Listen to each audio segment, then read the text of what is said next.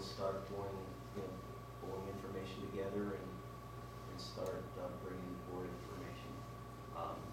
Personnel budget is scheduled to be done around the third week of January. That's the biggest piece of it. So, and we will then immediately start our internal meetings with every department head and principal, and follow the same schedule as we did last year's. Okay. This graph, projections seem to me to be unlikely, in that past projections have been unrealistic, right? I mean, they projected that it would level off at 30%. It didn't. And part of the problem is the assumption of how much that they will return on their investments, Exactly. which is 7.5%, I believe. Yes. Yeah. If anyone's looked at their 401k or the stock market in the last few days, it's not likely that we're gonna make 7.5% this year, unless they're invested in something very risky, which has its own issues. So I think, this is nice to look at, but I wouldn't hang my hat on it. It's It's like- not the red part of the equation. It's like they're dangling the carrot, right? And they keep saying, oh, Yeah, they keep telling us we're give it almost away there. a little bit more. They keep telling us we're Next year, almost next there. year. Actually, the current year we're in now, the 33.43%, was originally estimated at over 34%. And then they actually, when they certified it last December. Last year was a good year for investment, well, right, They relatively certified speaking. it, they certified it lower. So we'll see what happens. Their estimate that they put out last year said we should be around 34.79 next year in 1920. So like I said, they'll certify in early December, and we'll know what the number is. So I'm interested to see where that is compared. But every year it changes every year. So, but the increases have slowed down, which has been thankful. We're thankful for that.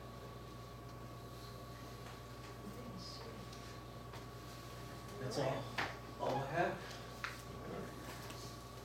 We are back to public comment. Okay.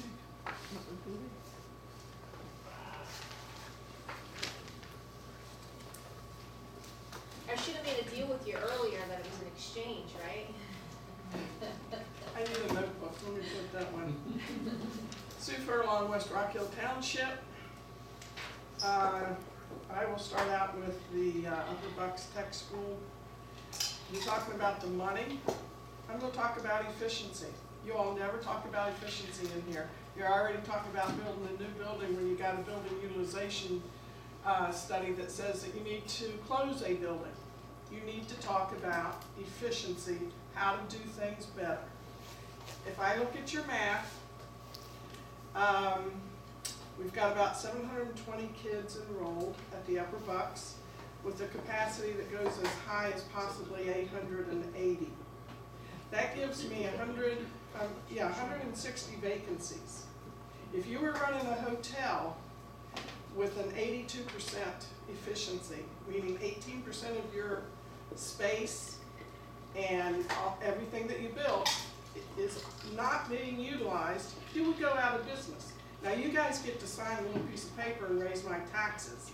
No, you guys need to operate efficiently. Find out if there's another district that would like to send 160 kids. That's nothing to sneeze at. Okay? That's half of our enrollment, and we're the big school. When you let Quakertown bring in their 9th graders, you got flim-flammed. Because they could bring in their 9th graders, and with a 5-year average on your students, they didn't have to pay the freight for that for 5 years. And now you want to subsidize them at my expense? No, you don't. And I'll tell you what, I don't think you have the legal jurisdiction for your little gentleman agreements that are not according to the law. We know that our policies are law. The JOC agreement, that's the law. You don't deviate from the law. Whatever that average says that you pay is what you pay. And I don't feel like subsidizing Quakertown when my taxes are high enough and I'm more than happy to educate the Penridge children, but the Quakertown people, they've got all that commerce property up there. Why are they broke? And I'll tell you something else. 2 years ago, when we subsidized them by over $200,000, and then we withdrew that, and they were complaining they didn't have the money. Within 2 months, I saw in the newspaper where they were borrowing $6 million, I think. I can't quite remember the number, 3, 4, 6, somewhere in there, $1 million for a sports facility. So they can't pay for their kids that are sitting in the vocational school, but they can borrow and pay interest for their sports programs. I'm sorry, I'm not going to subsidize that, and I will raise H. And the election is coming up. I'll also point out anybody that agrees to any gentleman agreement that makes me pay more for Quakertown students. I guarantee you that. Now, the 160 kids, spots that are vacant, if you can attract students from another school district at $12,000 tuition per year, that gives you $1.9 million. Do something. Don't just raise taxes. Think. We've got 160 opportunities here. Why let that go unused? My God, industry needs those people every year. Or you look at the programs you're offering and saying, they're not attracting people. We've got 160 slots here that are open. So what we're offering isn't wanted. What would be wanted more? You either drop the thing that is not attracting people and replace it with a program up there that will attract the kids that are let go for the program that was not attractive, plus another 160, or you add a new program. You don't let 160 slots go unanswered. And if you were to charge $15,000 for 160 slots, that's $2.4 million. Don't take it out of my hide, earn it. Think. Use your imagination. You've got a facility that's brand new, use it to the maximum.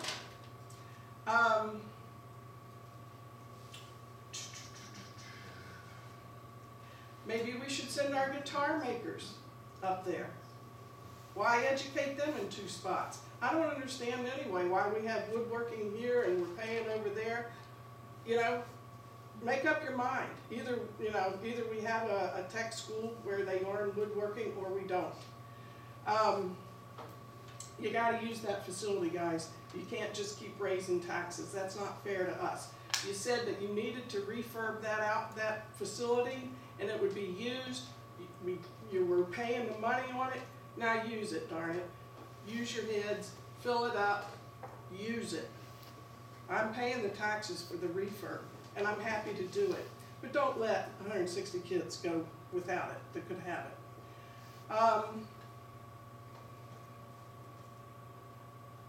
Again, you're talking about this, that, and the other building. I want you to revisit the fact that we have a declining enrollment. We lost 100 kids this year.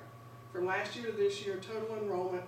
I have not seen exactly where the decrease happened, but I've got a request in. I need to clarify some information.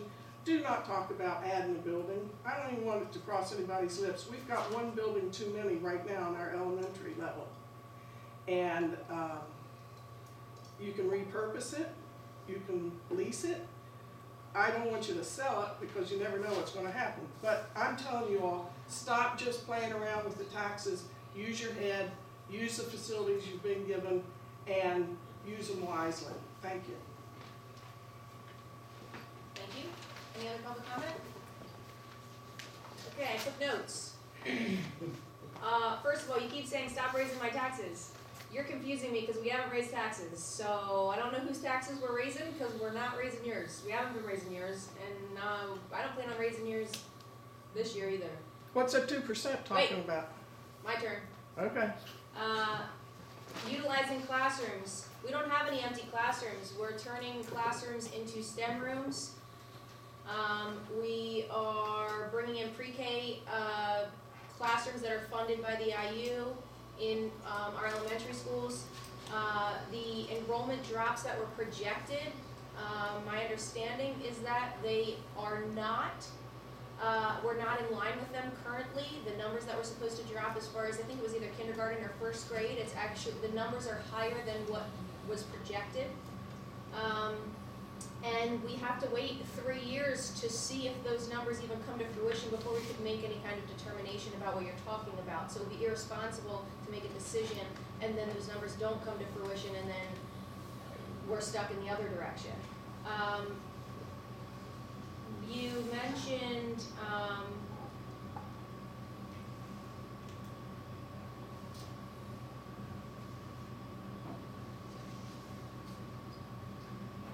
the gentleman's, I think everybody, you were talking about that, I think everybody here unanimously said that we're not in favor of moving forward with that new formula, and we'd like to phase out, you know, nobody agrees with what's going on with the gentleman's agreement, and so everyone is looking, it looks like unanimously we're all looking to phase that out. You talked about the tech school not having, about our woodworking program here, and that is why that program phase, we don't have a woodworking program at the tech school now. And Jeff Sweda has been doing a really great job developing new programs for the tech school and is utilizing every room. So if we did have the woodworking program there, that would be one less room we would have for these additional programs that we're adding now. So, you know, that has moved here. We're not double dipping, I guess, is kind of what I'm trying to say, because now the woodworking is here and it's not something that's being taught over at the tech school. So I think that covered it. All right. We're adjourned. No, I'm sorry. I'm We're gonna adjourned. respond. You get one comment period, and I already gave you 2. No, you didn't give me 2. Yes, I let you ask our auditor questions, which we don't ever do. She So. could wait till the end. No, you do that. I've done that in previous years. But you had a comment period at the beginning and the end, and that one. So I gave you 3. No, you didn't. You know what? I'll show you on your video. You know what? That's okay. That's all right. I've got. But we're starting facilities next. Fine. I've got it in There you business go. facilities. See? Great. I just found a loophole for you. No, you didn't. That's not a loophole. It's comments at the beginning of facilities. You said you have carpentry here. Oh, we didn't even start the meeting. I'm sorry. Let me Come start. right now. I'm sorry. This is just dead air. This is me practicing. All right, we'll call the facilities meeting to order at 8:33 p.m. Same rules for public comment apply. Go ahead. Okay. Sue Furlong, West Rockville Township Facilities Meeting. All right, first of all, my taxes go up. Maybe not every year, but they do go up. And you're talking about a 2%, 2.3% increase. So that's on the table. You did not pass up a tax increase yet this year. Act 1 increase is 2.3%, am I correct? He was showing you what the numbers could be. Right.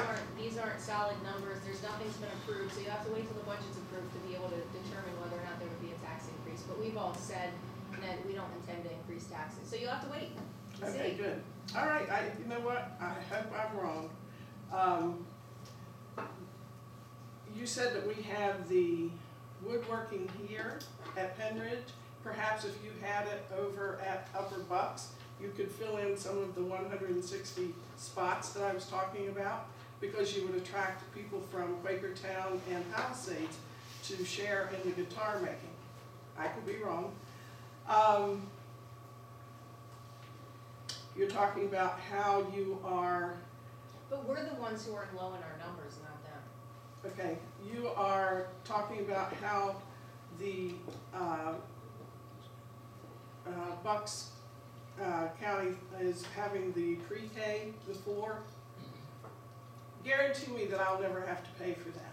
And that is what I said, repurpose those rooms. Use it, that is using what would be an empty space, and you have repurposed it for pre-K 4, and somebody else is paying for it, besides me, and that's exactly what I'm talking about, is using your space efficiently. And that's what that does. It uses the space it repurposes it from a lower enrollment for grade school, and you've repurposed it for pre-K4. That's perfect. That's exactly what I'm talking about. But you do need to fill 160 spots up there at the VOTEC.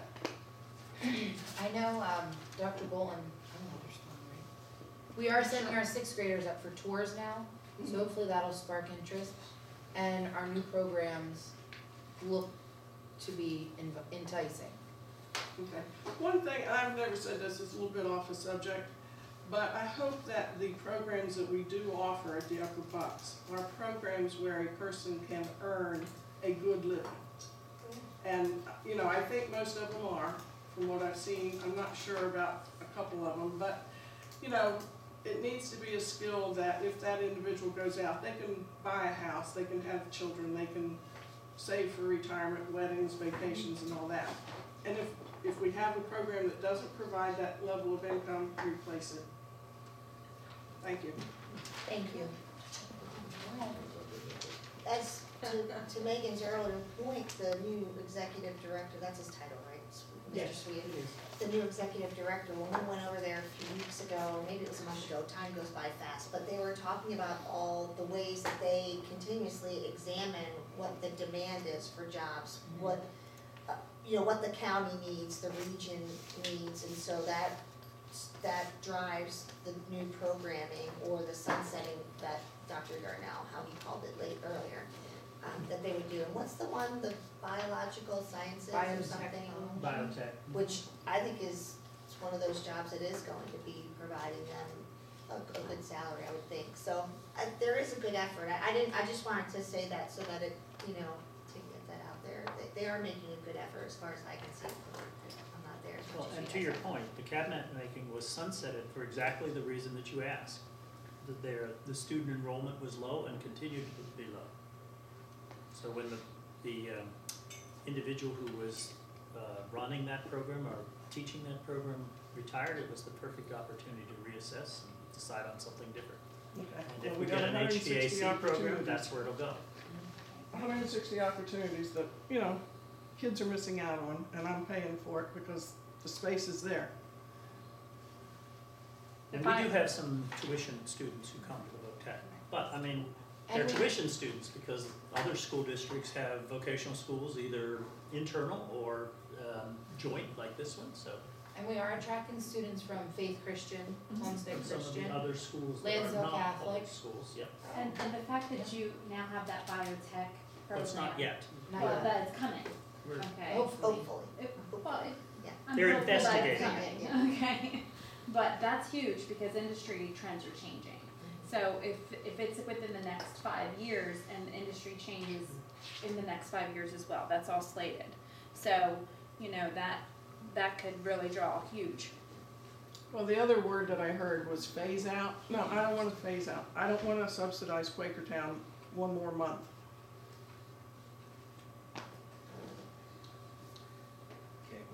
Are we ready? Okay. So first item is obsolete items for review.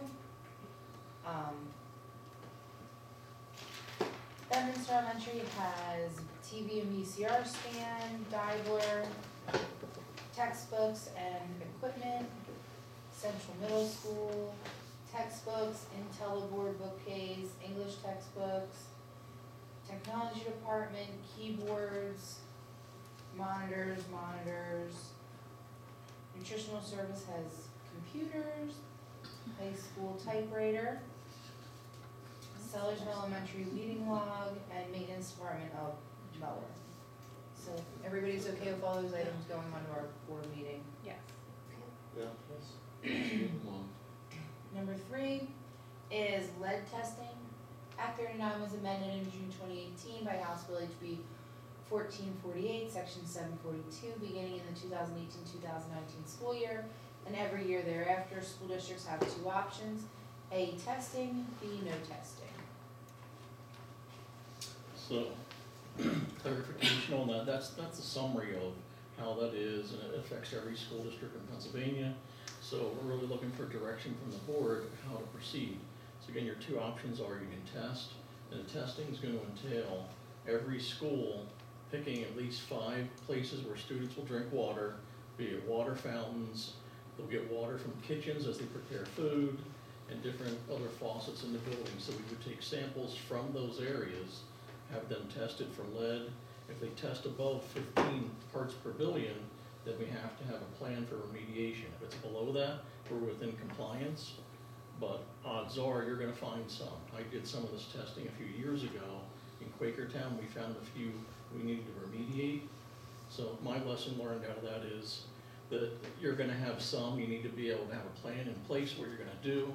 You would lock out or barricade, tape off, shut down those different devices that have issues, and find another source of water, be it bottled water or something like that, to replace that. If you choose to do no testing, you have to go to a public meeting, a school board, and talk about the hazards of lead in water and what they can cause for people that consume it. But testing wise, we're talking about $4,000 to $5,000, what it would cost us to do it with our consultant. I could see us saving money over time, taking those tests in-house. You could probably cut the cost in half, but I think for the initial testing, we'd wanna have a consultant do that for us, so that we could be in compliance and be able to provide the results and really get the guidance of how to do it right the first time around. That would be my recommendation if we go the testing route. Aren't we phasing out, like our water fountains and things and using filtered water stations now for kids? So how much are our kids actually drinking the tap water? I thought they're mostly, like even in the cafeterias, we have filtered water. And the Sam's thing? I think throughout the high school now, they have them. Drinking. Right, Or water for cooking. well, I thought this was just drinking water, right? So it's any source that you could consume water, so it is your kitchens. So if you look over here, we have a water cooler, it's in places, I would say that's mostly for faculty, but even that's not something that's necessarily gonna take lead out of water. There are filters that can do that, but that's not what's in something like that device. And if you go to a gymnasium, there's drinking fountains outside of the gym. For the most part, in my opinion, is that you have sources that people are gonna drink water from.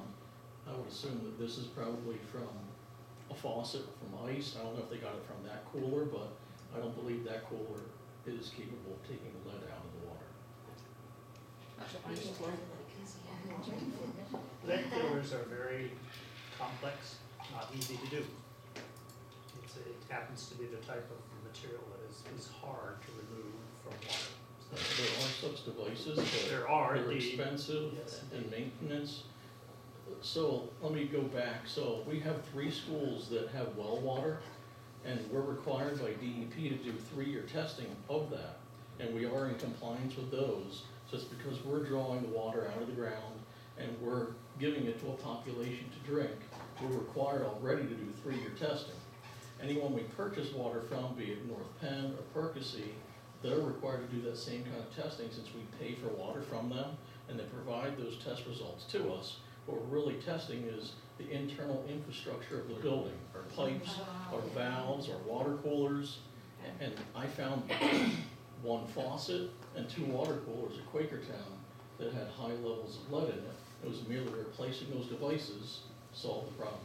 But until you test, you don't know. Oh, I see, okay. So you were saying that you can do it in-house eventually? I would say yes, it's a matter of, so EPA has actually come up with, it's about an 80-page document, they call it the 3 Ts. It's training, testing, and taking action. They give you procedures of how to do this, but I think for the first go-around, Yeah. because it's the first time we'd be doing it, I think we wanna be led with a consultant so that we're choosing the right places, we're giving out the right data. You know, I have gone through it already myself, but being at this point, it's gonna be in the public eye, we're mandated, we need to do it this school year, either the testing or have that public meeting and the conversation in public. It's a decision, do we wanna spend the money or do you wanna have the conversation and not necessarily know? And how much is it to test?